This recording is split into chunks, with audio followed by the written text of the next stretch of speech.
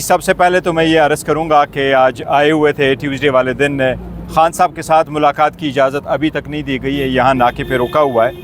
हर मरतबा ये आ जाते हैं, जबकि ये ऑर्डर अक्टूबर 2023 से इम्प्लीमेंट होना था।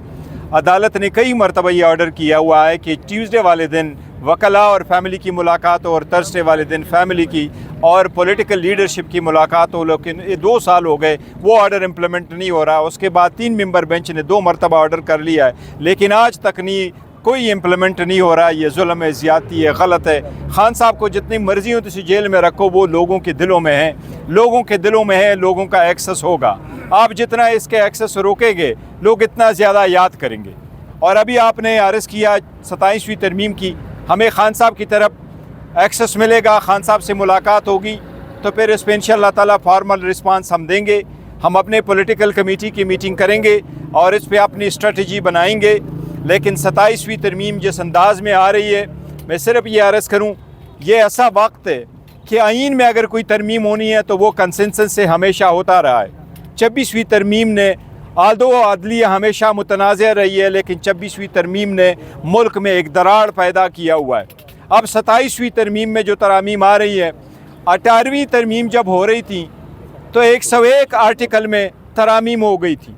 26वीं तरमीम जब लीक वर्शन आया उसमें 56 आर्टिकल्स थे। जब पहला वर्शन हमारे पास आया उसमें 50 आर्टिकल्स थे। जब फाइनल वर्शन पे हम पहुँचे तो उसमें सिर्फ 25 आर्टिकल में तरामीम करनी थी। उस 25 आर्टिकल में से एक आर्टिकल में पीपल्स पार्टी की तरमीम थी, 6 आर्टिकल्स में JUI की तरामीम थी और बाकी 17 आर्टिकल्स में हुकूमत की तरामीम थी। बाकी कॉस्मेटिक किस्म के थे, लेकिन उनमें से सिर्फ 5 जो आर्टिकल्स थे उनका डिस्प्यूट था।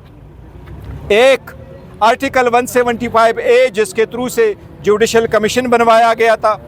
दूसरा आर्टिकल 191 जिसके थ्रू से कॉन्स्टिट्यूशनल बेंच बनवाया गया था।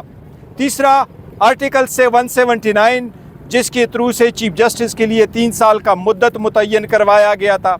चौथा आर्टिकल 209 जिसके ज़रिए से जजेस पे कंडक्ट पे नज़र रखने के लिए कमीशन को इख्तियारात दिए गए थे। और 5वां इलेक्शन कमीशन से रिलेटेड रखा था, बाकी कॉस्मेटिक किस्म के थे। उस वक्त NFC अवार्ड, एजुकेशन या पॉपुलेशन जिस तरीके से चेयरमैन पीपल्स पार्टी ने डिस्क्लोज़ किया है, ये उस वक्त शामिल नहीं थी। आर्टिकल 243 में अलबत्ता जब हुकूमत का पहला वर्शन हमारे पास आया था तो पहले वर्शन में जो लीक वर्शन था उसमें आर्टिकल 200 जजेस के ट्रांसफ़र रिलेटेड ज़रूर हुकूमत ने लिखा था कि जज ट्रांसफ़र करने का इख्तियार होना चाहिए उसकी मर्ज़ी के बग़ैर। लेकिन अक्टूबर में, यह सितंबर के लीक वर्शन की मैं बात कर रहा हूँ, लेकिन अक्टूबर में जब पहला ड्राफ्ट आया उसमें ये मौजूद था, लेकिन फिर निकाला गया था, ये आर्टिकल नहीं था। आर्टिकल 243 जो आर्म फोर्सेस से रिलेटेड था, ये हुकूमत के पहले वर्शन में मौजूद था जो हमें 12 अक्टूबर को कापी दी गई थी, लेकिन उसके बाद हुकूमत ने इसको ख़त्म कर दिया था। उस वक्त जो वर्शन हमें दिया गया था उसमें यह लिखा था कि आर्म फोर्सेस के सरबराहान से रिलेटेड जो कवानीन उनके उम्र एक्सटेंशन से रिलेटेड है उनको तहफ़्फ़ुज़ हासिल होगा, उसमें तरमीम नहीं की जाएगी। अलबत्ता NFC अवार्ड से रिलेटेड कोई बात किसी भी वक्त नहीं हुई है। मैं ये अर्ज़ करूँ, एजुकेशन एक मोस्ट इम्पॉर्टेंट सब्जेक्ट है इस मुल्क का, बच्चों का। जब वो डिवाल हुआ तो 2700 स्कूल और कॉलेजेस सूबों के पास चले गए।